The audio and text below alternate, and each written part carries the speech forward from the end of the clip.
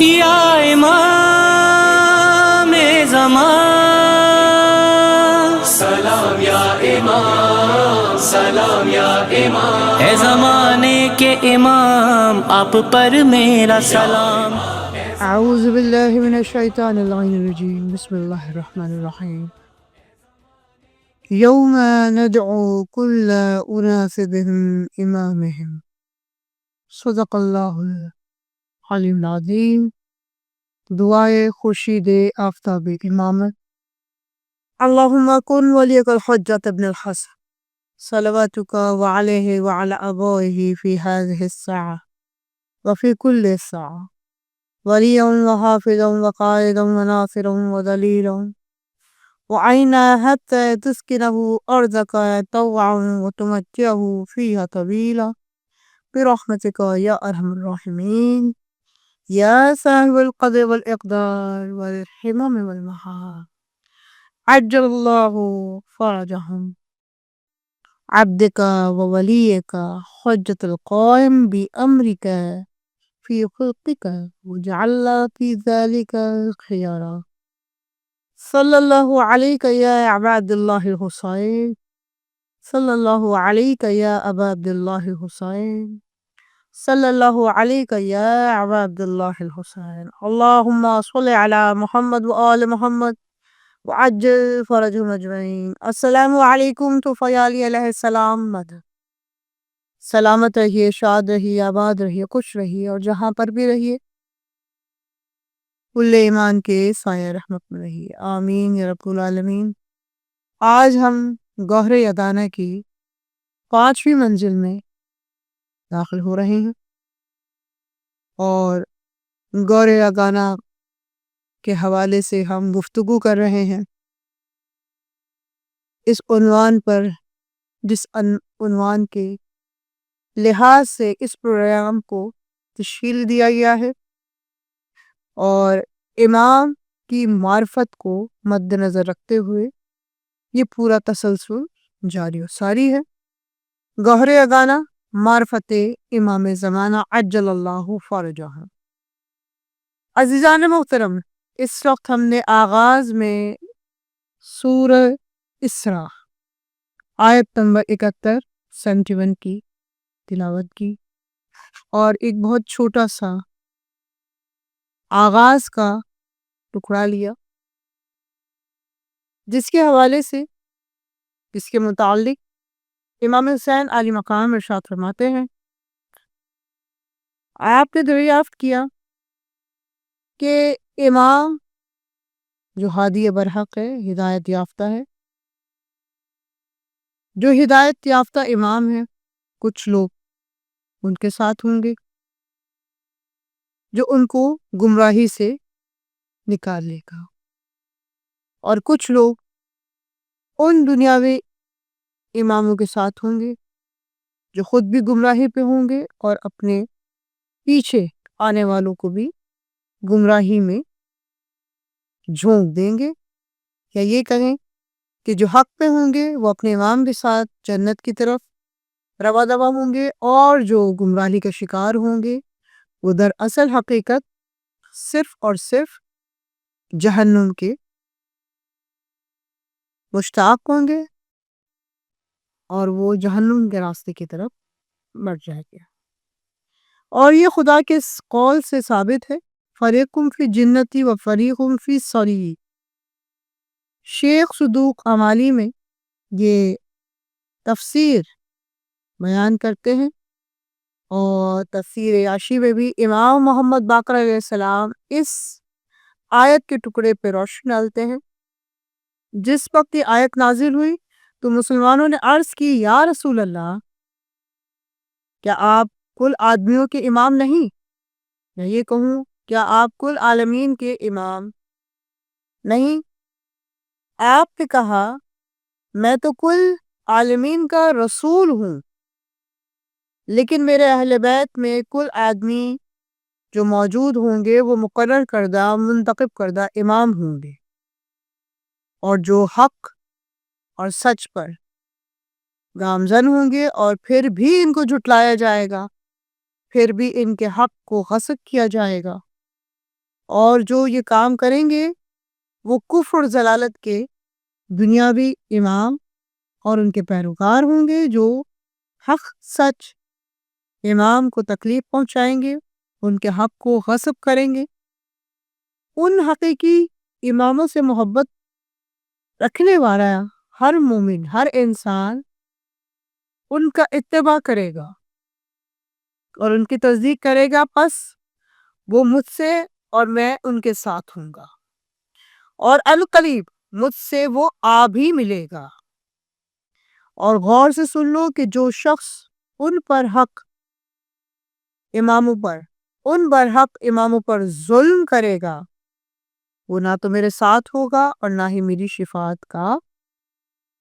مشتاق ہوگا، اس سے میرا کوئی واسطہ نہ ہوگا۔ یہ رسول خدا صلی اللہ علیہ وآلہ وسلم نے اس آیت کی تفسیر فرمائی، جس آیت کو سرنامہ کلام آج ہم نے گوہر یگانہ کی 5ویں منزل میں بیان کیا، سرنامہ کلام منتخب کیا، تاکہ آپ کے سامنے اس بات کو وضاحتاً بتا دیا جائے کہ قرآن میں بھی اس بات کی دلیل ہے کہ جو حق سچ پہ ائمہ علیہم السلام ہیں وہ اللہ رب العزت کے منتخب کردہ ہیں، اور اللہ رب العزت نے جیسا کہ ہم نے آغازیہ منازل میں پروگرام کی بتایا کہ امام علی مقام نے ارشاد فرمایا کہ اللہ رب العزت نے اس کرۂ ارض کو کبھی بھی کسی بھی حجت سے خالی نہیں رکھا، یک بر یک بیک وقت ہر وقت کسی نہ کسی حجت کو کسی نہ کسی حجت کے سائے میں ضرور پروان چڑھایا، جیسا کہ ہمارے پاس تاریخ بیان کر رہی ہے، اور یہی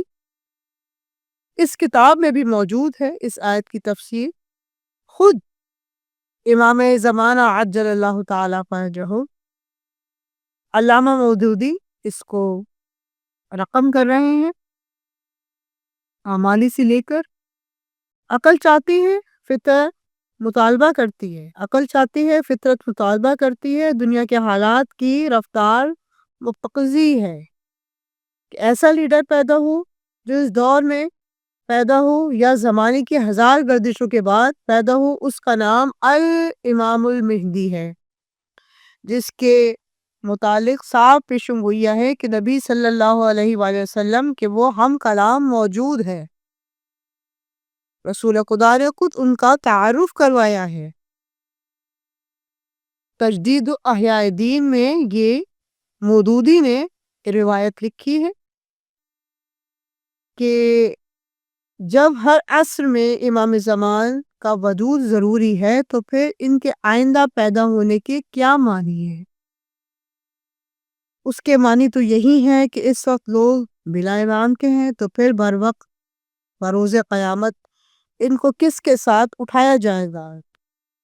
الیوم ندعو کل اناس بامامہم، ہم ہر شخص کو بروز قیامت اس کے امام کے ساتھ بلائیں گے۔ یہ آیت ہمارے لیے نہیں ہے۔ پھر حضرت کی یہ مسلمہ حدیث کہ آپ نے فرمایا لا یزول الدین قائم حتی تقوم عن ساعتی واکون علیہ اثنا عشر خلیفہ۔ کنز الاعمال میں رسول خدا کی یہ حدیث بھی ہے جو مودودی نے یہاں پر کوٹ کی ہے۔ اس قسم کی بہت سی احادیث وارد ہیں جن میں 12 امام کی پیشن گوئیاں کی گئی ہیں، ان میں سے کسی میں بھی نہیں 12واں پیدا ہوگا، بلکہ ان سے جو تسلسل چل رہا ہے اس لفظ کو قائم کی بات پر روشنی ڈالی گئی ہے۔ دنیا کا قائم ہونا ان کے خلفاء کے قائم ہونے کی وجہ سے ہوگا۔ خود امام عصر کے متعلق جو پیشن گوئی مخصوصی ملتی ہے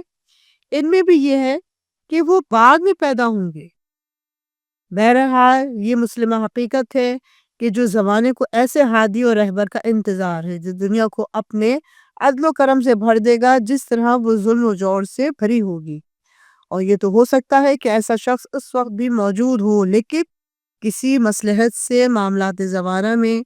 کلی طور پر دخل انداز نہ ہو رہا ہو، جیسا کہ رسالت مآب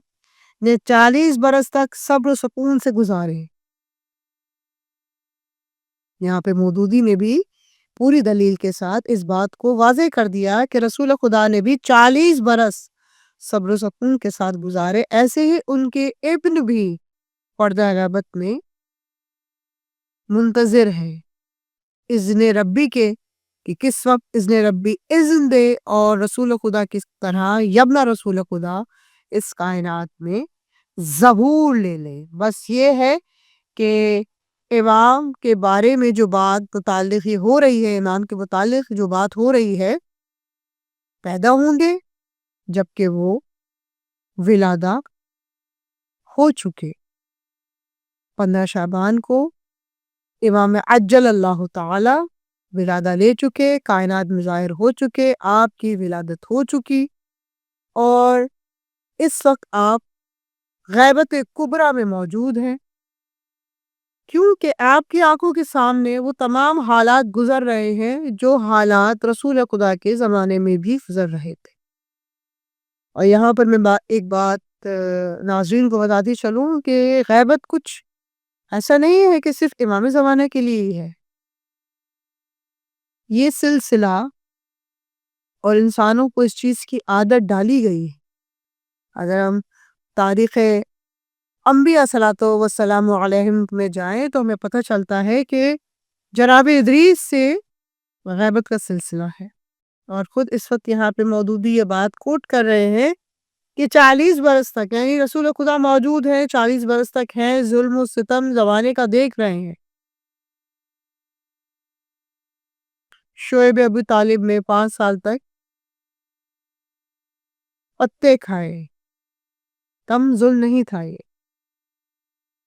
کہنے میں یہ ظلم بہت آسان ہے، سوچنے میں بہت مشکل ہے۔ ایسے ہی بہت سارے ظلم لا محالہ بے حساب ہم اس دور میں کر رہے ہیں، لیکن ہمیں کسی بات کا کوئی ڈر نہیں ہے کہ ایک حجت جو اذن ربی پہ رکی ہوئی ہے، کیا وہ تمام حالات دیکھ کے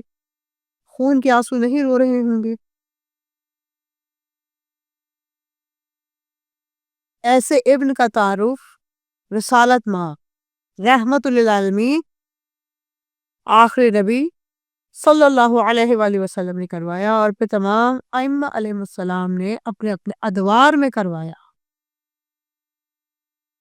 کہ وہ نایاب جمیل، نایاب عظیم، نایاب نجف، نایاب مشہد، نایاب سامرہ، نایاب کاظمین، نایاب کربلا، نایاب مدینہ، جس میں تمام انبیاء، تمام ائمہ کی خصوصیات موجود ہیں، مکمل ابن کل ایمان ہے، تو اس کے جانثار بھی اسی کی طرح کل ایمان ہونا بہت ضروری ہے، جیسے 72 تھے، یا یہ کہوں جیسے 72 ہیں۔ ابھی تک 72 تو کیا 7 بھی مکمل نہیں ہو پائے۔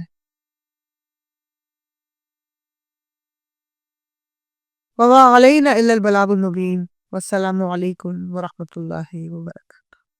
یا امام زمان، سلام یا امام، سلام یا امام۔